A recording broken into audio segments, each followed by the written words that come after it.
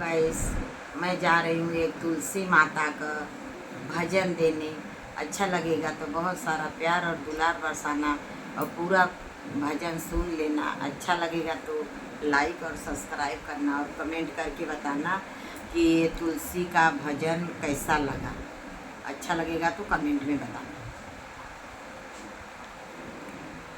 सीता तुलसी मनावे सवेरे उठी के, सीता तुलसी मनावे सवेरे उठी के, सवेरे उठी के हो सवेरे उठी के, सीता तुलसी मनावे सवेरे उठी के, सीता तुलसी मना।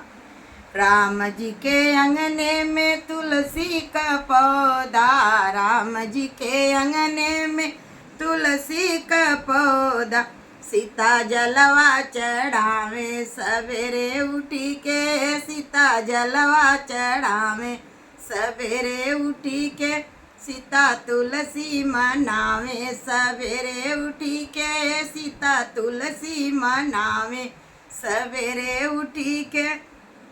राम जी के अंगने में तुलसी का पौधा, राम जी के अंगने में तुलसी का पौधा, सीता फुलवा चढ़ावे सवेरे उठी के, सीता फुलवा चढ़ावे सवेरे उठी के, सीता तुलसी मनावे सवेरे उठी के, सीता तुलसी मनावे सवेरे उठी के।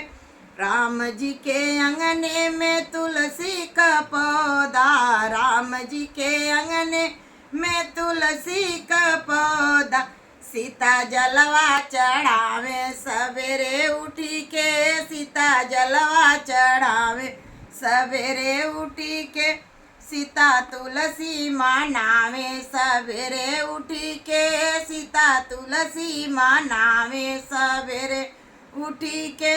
राम जी के अंगने में तुलसी का पौधा, राम जी के अंगने में तुलसी का पौधा, सीता दीपक जलावे सवेरे उठी के, सीता दीपक जलावे सवेरे उठी के, सीता तुलसी मनावे सवेरे उठी के, सीता तुलसी मनावे सवेरे उठी के।